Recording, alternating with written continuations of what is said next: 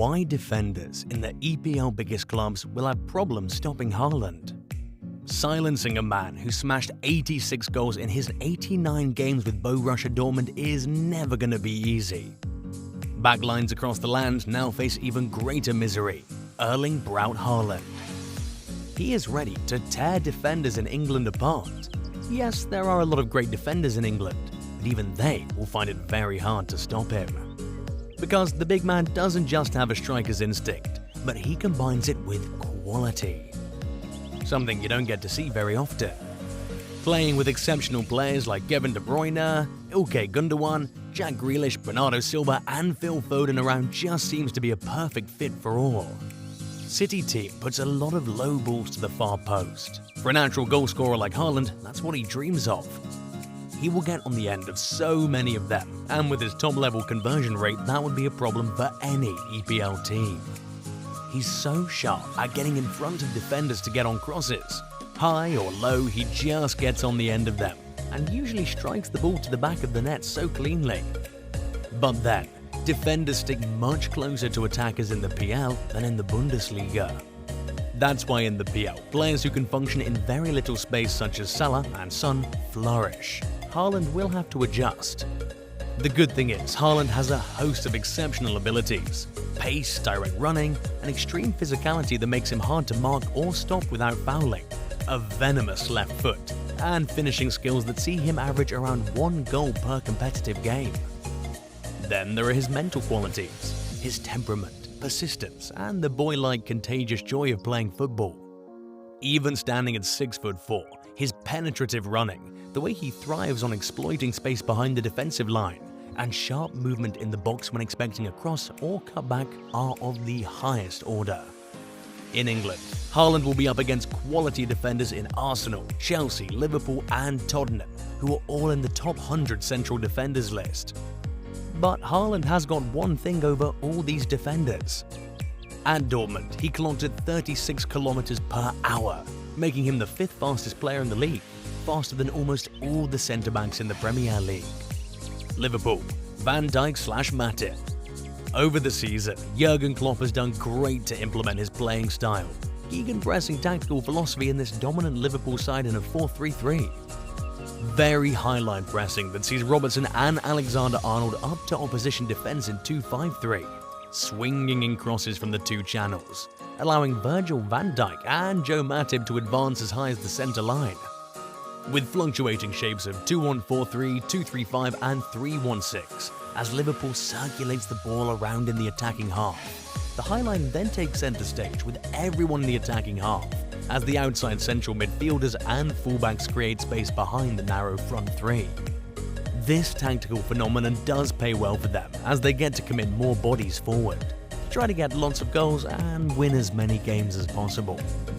But when you're playing against an incredibly fast-paced player like Erling Haaland, this could be a danger to the team and a joy to him, as he can now have lots of space to outrun the defensive line and put the ball at the back of the net just like in Germany. Assessing Erling Haaland's finishes in Germany shows that 1 out of 4 of his goals came from a run-in behind the opposition defense. And some of his close-range monstrous goals came as a result of devastating counter-attacks. When you have a backline as high as Liverpool's, it could be more of a problem for the team to catch on to superb Erling Haaland.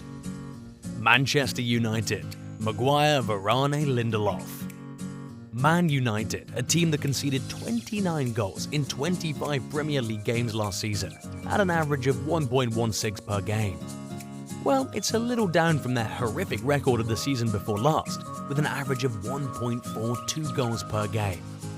But this is nowhere near good enough when you're playing against a prolific striker like Erling Haaland. United plays their centre-backs wider on the ball side to provide an extra passing lane while covering the middle of the pitch on the break. This allows them to quickly switch play in a sprint. But this comes with a known bigger issue: their inconsistent pressing when they're in their half. This results in them conceding from crosses towards the back post, something that already cost them a Europe League final seasons ago against Villarreal.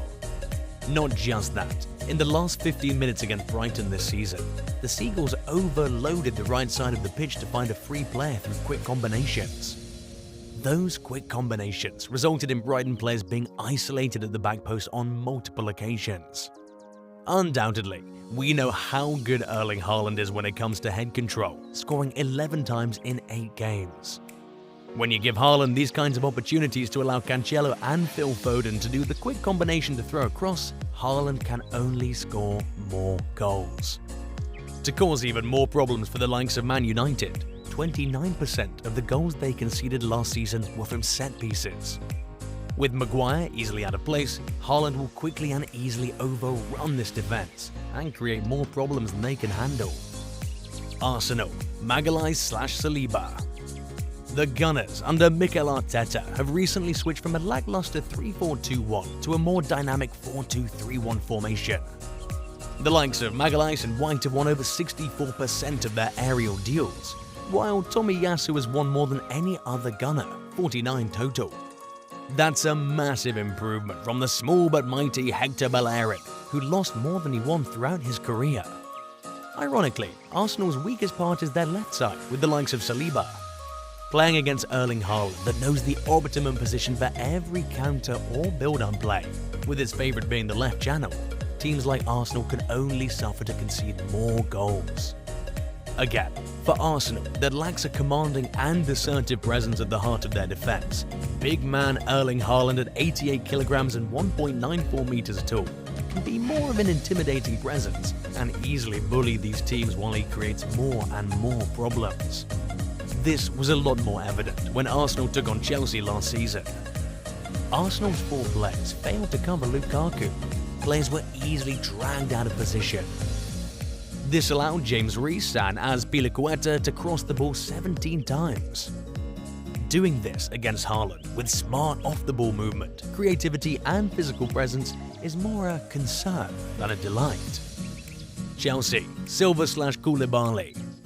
Antonio Rudiger and Andreas Christensen left for Barcelona and Real Madrid respectively, leaving veteran centre-half Thiago Silva as their main defender, alongside young talents Trevor Chalobah and Malang Sarr with new signing Koulibaly.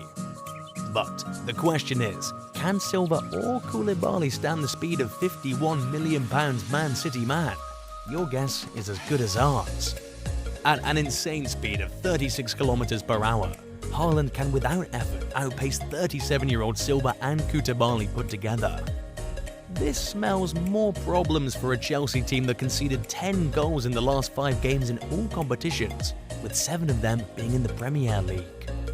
The Blues had earlier boasted the best defensive record in the league, with only 4 goals conceded in 12 Premier League games, but have also topped the league for errors leading to goals. When you're playing against an Erling Haaland that scores 94% clear on goal chances, giving him more chances due to errors can be bad for any defense. For comparison, Haaland's conversion rate is better than those of Kylian Mbappe, Karim Benzema and Robert Lewandowski.